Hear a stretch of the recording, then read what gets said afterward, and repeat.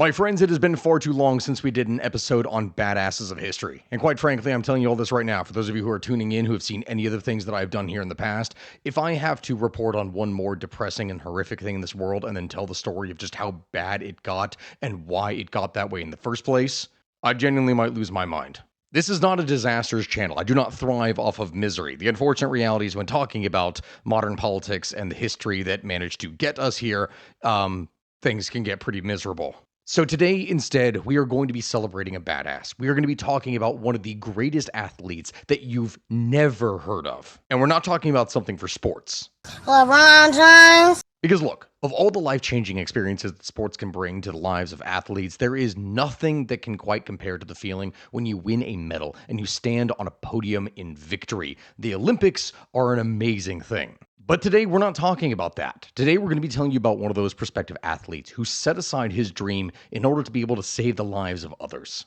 And in doing so, he lost the opportunity to ever compete again. He sacrificed everything. I will say this now and repeatedly, and by the end of this video, you will most likely agree with me that Shavarsh Karapetyan is a hero of the Soviet Union.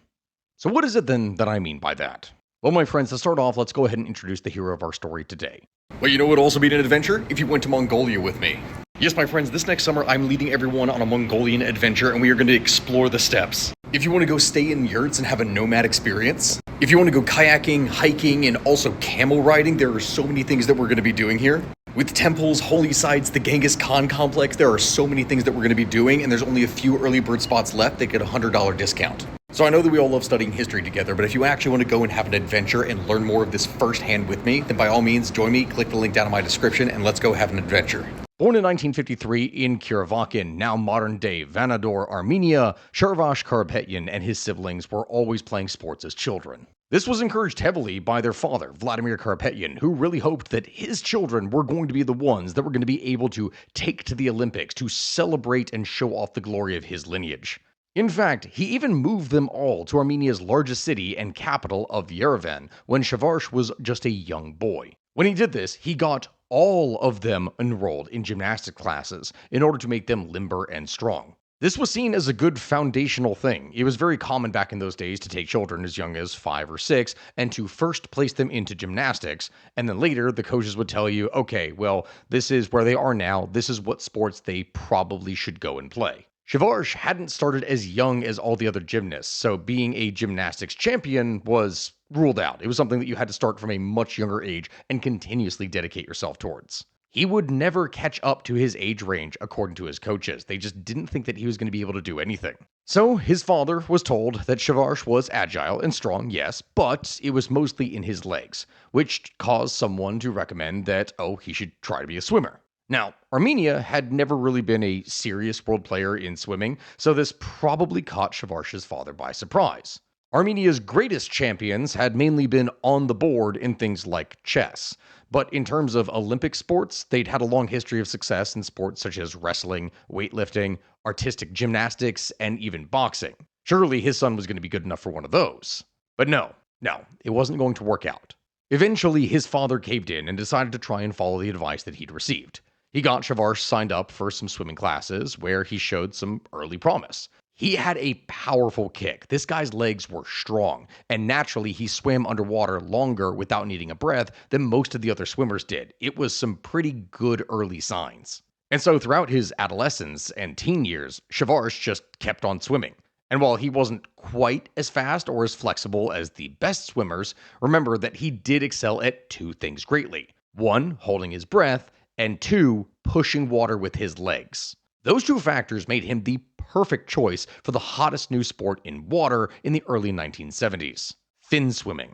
While training in a swimming pool at the age of 17, Shavarsh would randomly meet a swimming pool lifeguard by the name of Liparit Almasakyan. Little did he know that this chance encounter was going to alter the course of his entire life. You see, Almasakyan happened to have just been selected by the Soviet Union to expand Armenia's presence in international water sports. And he was quite excited at the raw talent that this young man had and just how perfect he was for finswimming. And so he would become Shavarsh's coach and mentor. Eventually, Shavarsh would also call him just Lipo. They became fast friends.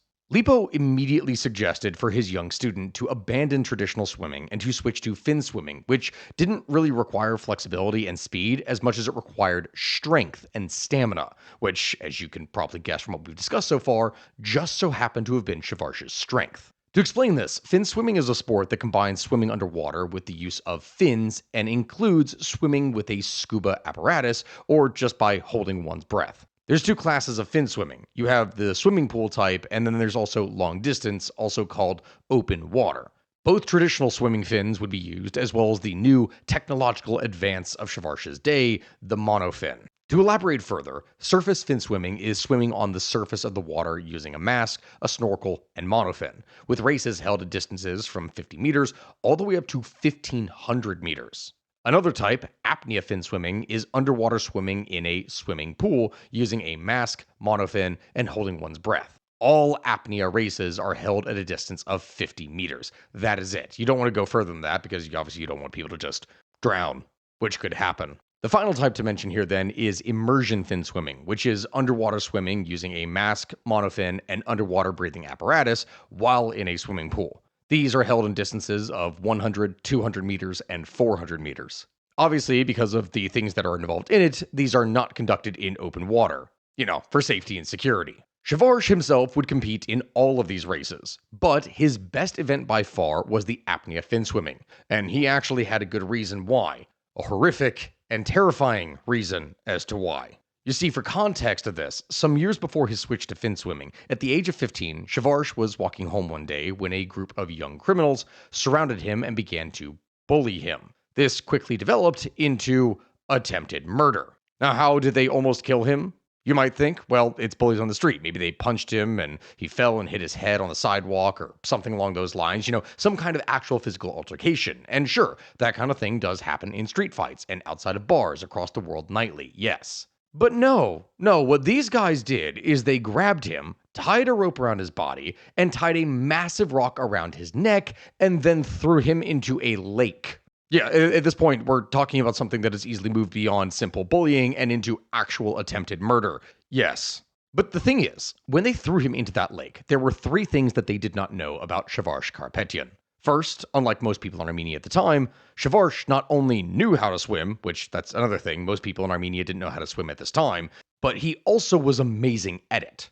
The second thing they didn't know about Shavarsh was that he was frickin' strong. And the third thing they didn't know about him is that he had the willpower to actually do something about his situation. And so Shavarsh, this young man, would writhe and rage against the weight that was pulling him down as he was tossed into the lake. He squirmed and just managed to get the ropes from around his body, but not enough to quite untie the huge rock that was pulling him down to the bottom of the lake. Looking up, he said that he could see the light.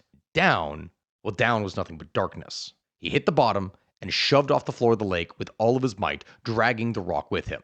In moments, he managed to reach the safety of the surface and took what probably felt like the biggest breath that you could possibly have in your life. And he managed to do all of that while being weighed down with the rock still. He was that strong of a swimmer. So when Lipo came around and said, hey, I'd like you to just start doing this sport where you see how long you can hold your breath while swimming, it could have gone over horribly.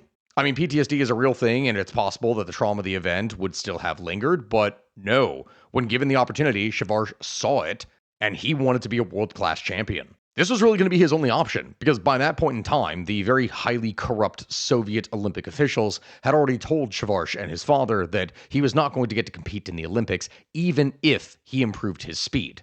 This was also due to some internal discrimination towards Armenians by Russian officials, who typically wanted to promote their favorites to try out for the Olympics, and he was not going to be a part of that. Shavarsh essentially didn't know the right people and had fallen victim to nepotism and favoritism, which was, again, the common thing within the Soviet Union. But Lipo offered him a way to still become a world champion, internal politics be damned. So it is then, my friends, that Shavarsh immediately began training intensely in order to reach world champion shape, as well as to make his father proud. In a scene reminiscent of the Rocky movies, you could argue, he would typically run up to 18 miles a day, wearing a heavy backpack filled with sand. He would jog with boards strapped onto his feet, and he was constantly practicing holding his breath. As for swimming techniques, Lipo would teach him about taking 5 quick inhales before diving underwater in order to reduce the body's impulsive need to take a breath. Interestingly enough, this form of hyperventilation is used by freedivers all around the world today, but this was the early 1970s. It wasn't really all that common at this point. Learning to breathe like this is something that changed the game for Shavarsh, and his talent and skills would quickly shine brightly. Soon, his hard work started reaping rewards. Karapetyan would win gold at the 50 and 100-meter sprints of the 1972 European Championships in Moscow, prompting a Soviet magazine to rave, quote, "It's safe to say we'll see this young athlete from Armenia at many more major championships." This was set to be the start of something amazing. Then, in 1974, something even more insane happened. See, Shavarsh had an early brush with death that could have taken him out right then and there. He was riding a bus to a training center when the driver experienced some vehicle trouble and got out to take a look. Unfortunately, for the nearly fully occupied bus and its riders, the driver went and forgot to put the emergency brake on. Since the bus was on an incline, it immediately began to roll backwards towards a massive gorge. Assessing the situation instantly, Shavarsh would spring into action. He jumped out of his seat and climbed up to the driver's seat, slamming on the brakes and stopping the bus from falling down the gorge by just a few meters of road left before the drop. In doing so, Karapetyan had just saved dozens of lives, including his own. You may wonder then, looking at this, okay, well, what happened out of this heroic action? Was he celebrated? No, he wasn't. Shavarsh just got out at his stop and went on about his day like normal. That's it. The other passengers, though, no, they remembered what it is that he did, and they told the news reporters. Shavarsh didn't stick around for recognition of cameras, though, because he didn't do it for the acclaim. He did it because, here's the thing, he is, in all sense of the word, a hero of the Soviet Union. After all of this, Shavarsh would then go on to finally compete in finswimming competitions, where he absolutely slaughtered everyone. Karapetyan became a merited Master of Sports of the USSR and broke 11 world records in less than 3 years in finswimming. Like, seriously, if you go and look at some of the pictures of him, just look up this guy's name and see him wearing all of his medals, it really is insane. He managed to acquire 7 Soviet championships, 13 European championships, and 17 world championships for a total of 37 gold medals by the time that he would end up retiring. And the craziest part of it all, though? He could have easily won nearly twice as many medals and championships during his career if it wasn't cut short at the age of 24 by the events of September 16th, 1976.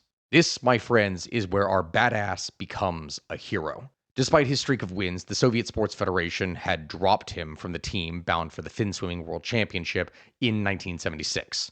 Sadly, this was most likely due to him being Armenian, which, as we already mentioned, the whole internal discrimination thing was a factor within the Soviet Union. An awesome side note to that is that the same time that they denied Shavarsh, the Soviet sports officials offered Lipo the opportunity to train the USSR national team for the World Championships, as he was one of the best coaches in the entire Soviet Union. And when they did this, he flat out refused to take the offer out of sheer solidarity to his student and protege, Shavarsh.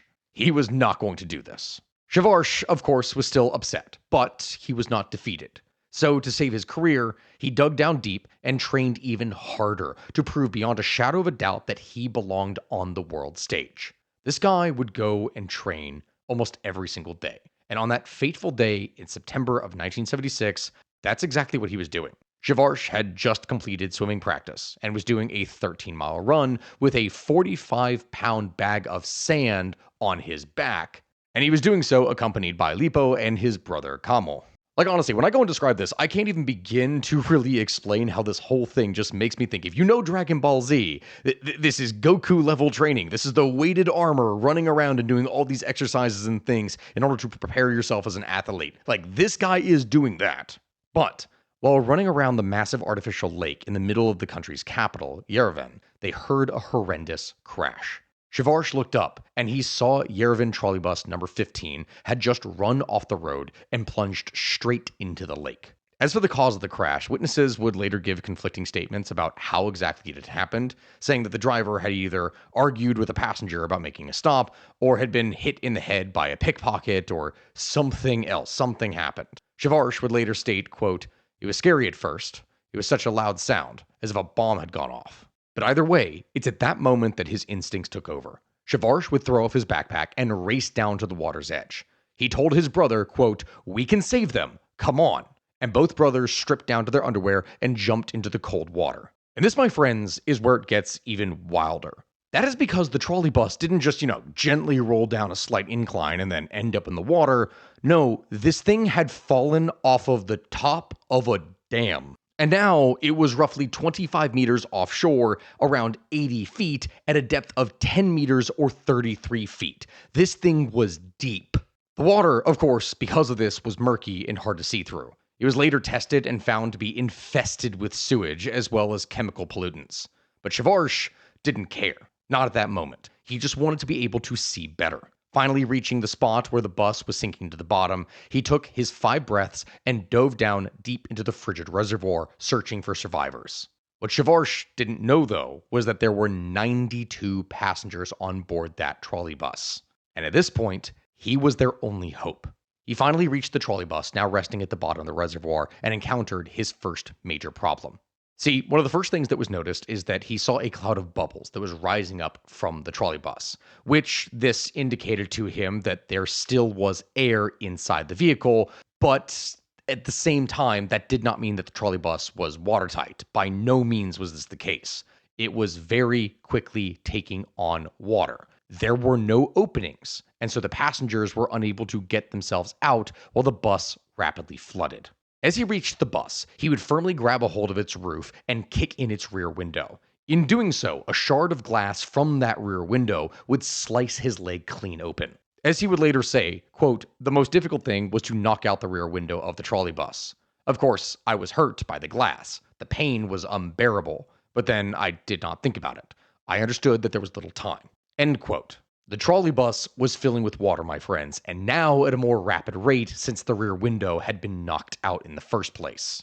As for what would happen then, Shavarsh Karapetyan would then spend the next 20 minutes saving lives. He dove down, and each time he went, the water was made murkier by the kicking and thrashing of both he and the people that he was rescuing. He would swim inside the trolley through the broken glass and grab blindly for the first person that he could feel. Doing so, he would then take them out the window that he came in and guide them up to the roof of the bus. Then he would hold on to them and plant his feet firmly on the ground of the bus and give a massive push off the roof like a swimmer launching off their starting block. At the speed that they were moving, and mind you, remember, they were 33 feet underwater, he was managing to average about 25 seconds per person that he rescued. When they reached the surface, he would pass them off to his brother, Kamo, who would drag them to the water's edge. Quickly, a boat was found and used to make the process quicker for Kamo and allowed him to stay treading water above the wreck and tending to survivors, while Shavarsh would continue to dive. You may expect at this point that when I talk about the actual number of people that he saved, that it's probably going to be like 3 or 5 or 8, maybe 10. But no. All in all, Shavarsh Karapetyan would manage to save 46 people's lives that day. 26 of them were able to escape and swim to safety simply because he kicked the big back window open. Another 20 he found in the darkness and carried up to safety. When I talk about this, my friends, any normal person would have either taken way longer to save far fewer people or had been absolutely gassed after the first few were brought up and never done anything more. Perhaps they would not have had the strength to swim while pulling someone who may not even know how to swim in the first place. But the thing is, there are only a few thousand people on the planet that can hold their breath that long repeatedly, and even fewer who have the strength and stamina to pull off such a massive rescue while holding their breath. Out of all of history's random occurrences and weird things where someone was at the right place at the right time, this has to be near the very top of the list because there is arguably no other scenario that I can think of that would be the perfect person for a rescue being immediately in an area to be able to respond. All of the people on that trolley bus should have died, but half of them didn't, and it is thanks exclusively to Shavarsh. In fact, what is even crazier about this is that the only reason that he stopped going down and pulling people out was because after 20 minutes, the people that he was bringing up to the surface could not be revived, as their brains by this point had been without oxygen for simply far too long. Because of this, the first responders on the scene begged him to please stop going down and trying to save any more people. Shavarsh would agree, but he still decided to try and save just one more person. To save time getting down there, instead of his standard 5 quick breaths, he only took 1. And so, then, for literally the 40th time in 20 minutes, he went down to the pitch black trolley bus to the bottom of the lake and reached out for one more person. His lungs were burning, his muscles were aching, his eyes burned, and his leg was bleeding badly. Yet, the coldness of the water kept him from bleeding out quickly. He grabbed for anything, an arm, a coat, a leg maybe, anything that he could get his hands on,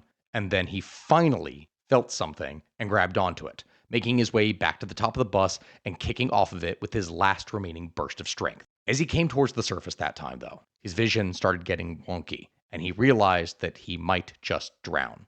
But he managed to reach the surface just before passing out.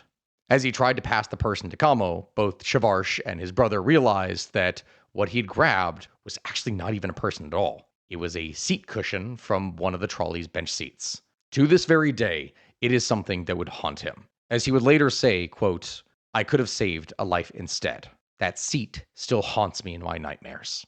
At this point in time, my friends, a crane had arrived. And ironically, when we talk about this, as if he hadn't done enough that day, the people that arrived with the crane then had the nerve to go and ask Shavarsh if he would go down again to the bottom of the lake to tie the cables around the bus so that they could haul it out of the reservoir. While we may think of it as insulting, at this point in time, he'd sufficiently caught his breath by that point, so he did agree to do it and went back down into the deep black with the cables in tow. Then, when he did this, he had to come back up and get a crowbar, with which he would then use to knock out the windows on the bus so he could have something to tie the cables around.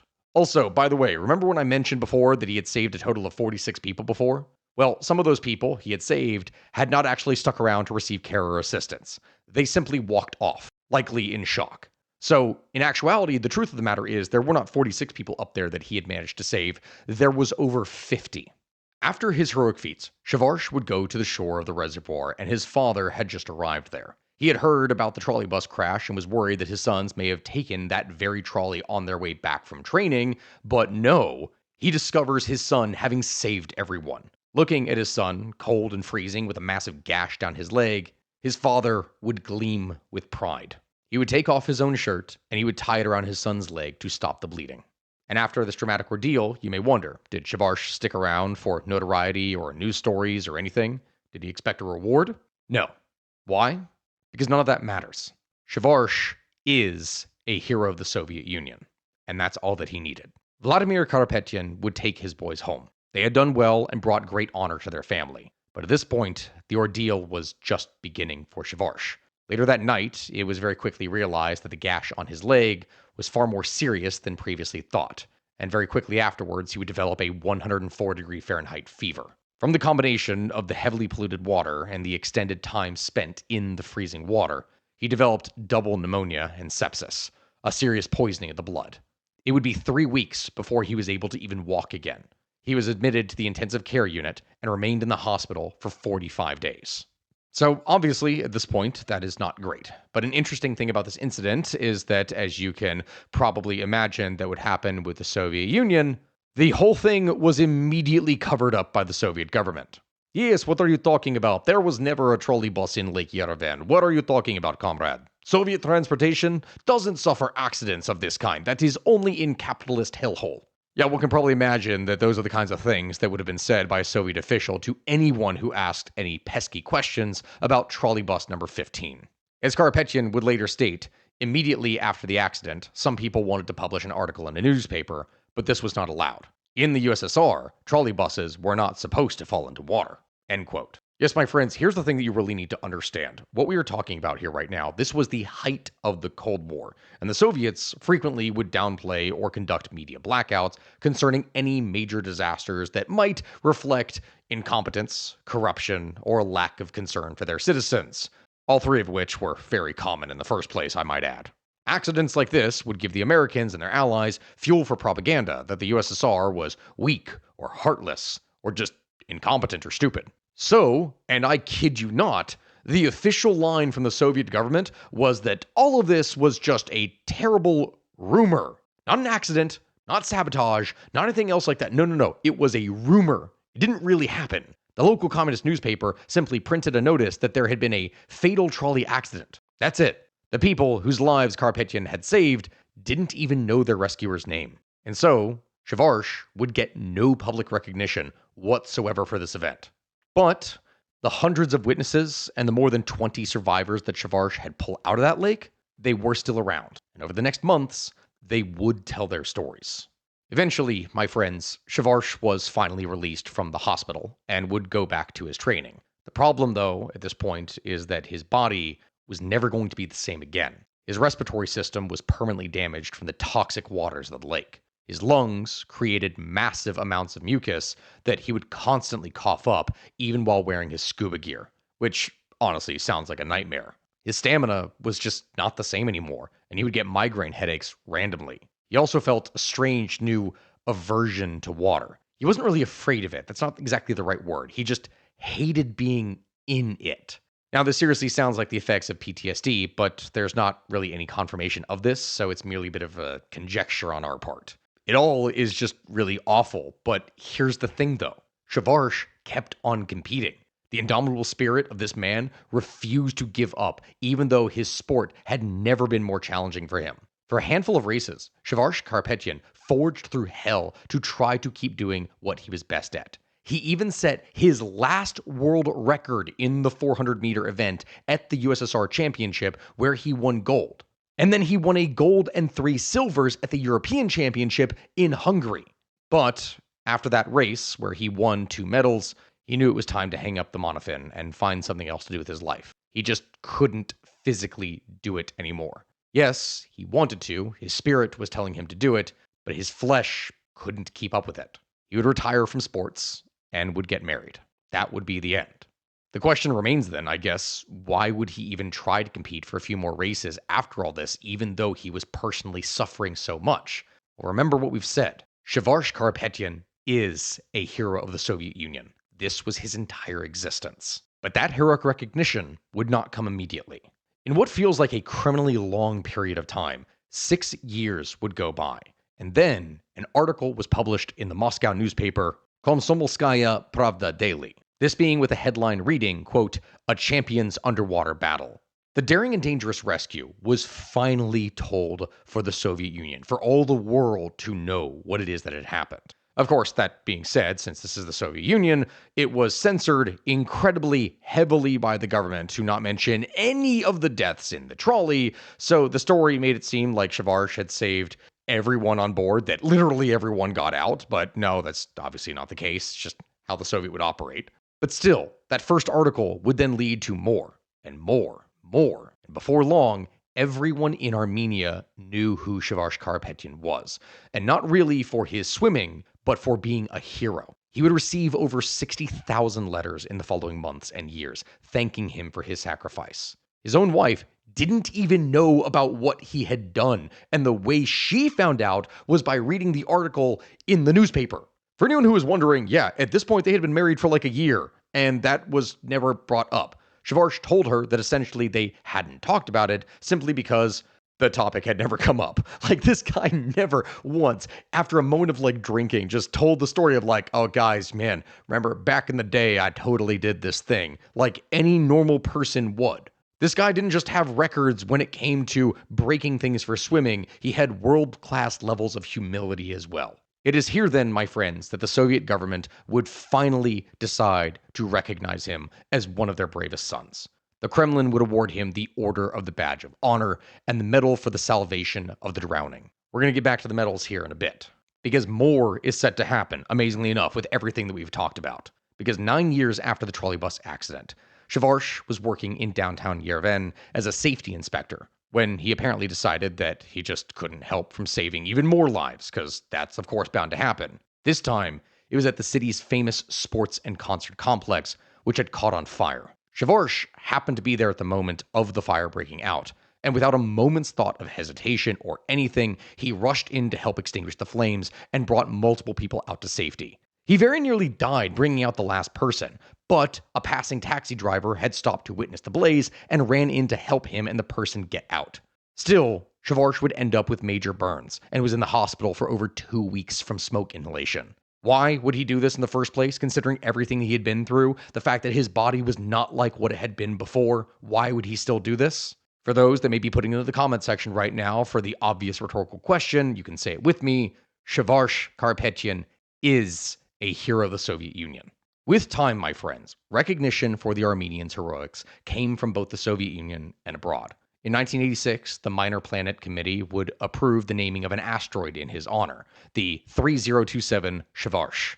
This had been discovered in 1978 by astronomers at the Crimean Astrophysical Observatory, and they would name it after him. Other global recognitions for Karapetyan would include a World Fair Play Prize. But of course, at this time now, we're talking about the 1980s, late 1980s, and eventually, the Soviet Union, for all of its size, was not going to last forever.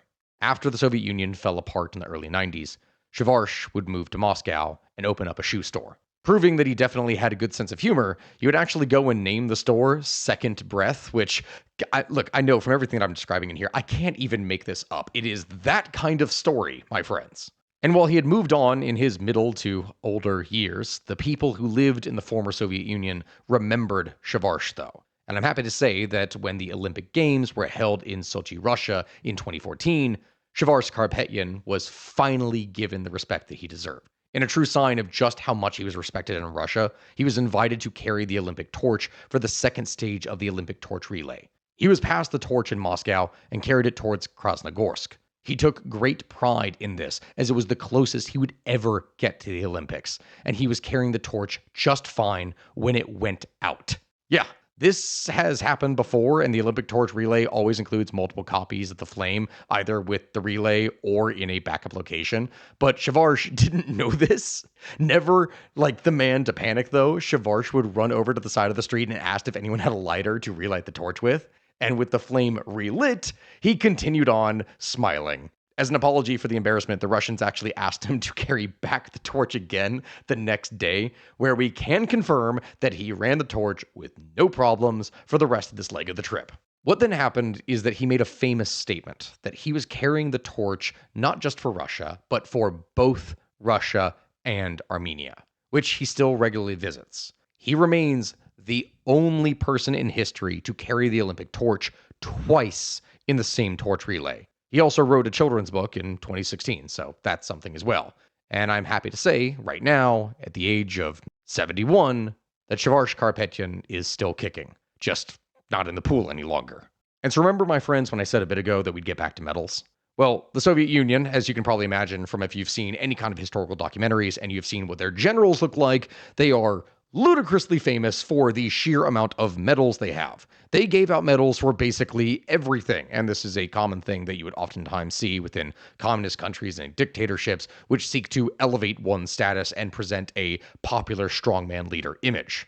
They created a medal for just about anything, and that has already been proven in this video by the fact that they even had a medal called the Medal for Salvation of the Drowning. But the most important and most famous of all of these was the Hero of the Soviet Union medal. The equivalent medal in the US would be a combination of the Presidential Medal of Freedom and the Congressional Medal of Honor, as either civilians or military personnel could receive it. The Soviet government awarded it for heroic feats in the service to the Soviet state and society. And it is honestly the position of this channel that the Soviets made a mistake.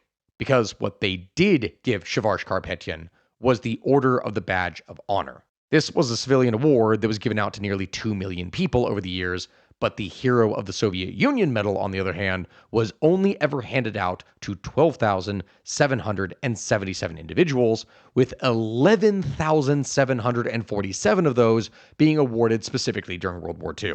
He would not get one. Interestingly enough, the last recipient of the Hero of the Soviet Union medal was awarded on December 24th, 1991, to Leonid Mikhailovich Solodikov, who was a Soviet diver who led and participated in extreme depth diving experiments.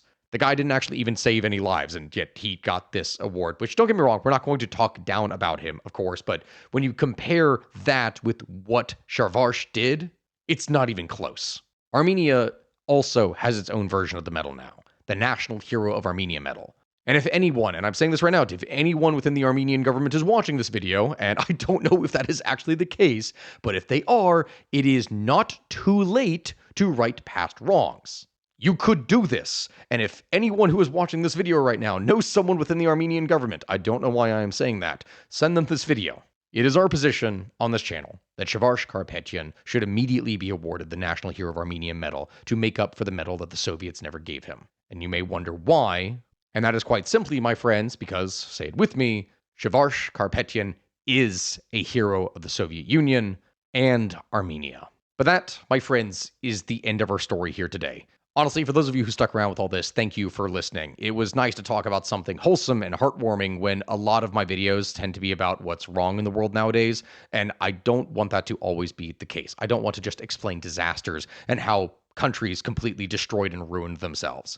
There are way more things that we can potentially talk about, and this is a nice thing. Please don't forget to like and subscribe and check out our Patreon, where we're doing an entire series on the Vietnam War. That, if you want to check that out, that is about to actually reach its last post. So we got a lot of things in there. And at some point in the future, I might turn that into like a 10-hour documentary that we'll put on here. Who knows? Maybe we'll do that. That is available right now exclusively on Patreon. And please make sure to go ahead and check out our merch, which I will have linked down in the description below. There are many different ways to support this channel. And if you want to buy my merch, which ironically, I'm wearing my shirt right now that says, "But wait, it gets worse." And while that is relevant for some parts of the story, this now was actually a good thing in the end. My friends, I will see you all here next time. Goodbye, and I hope you have a good rest of your day.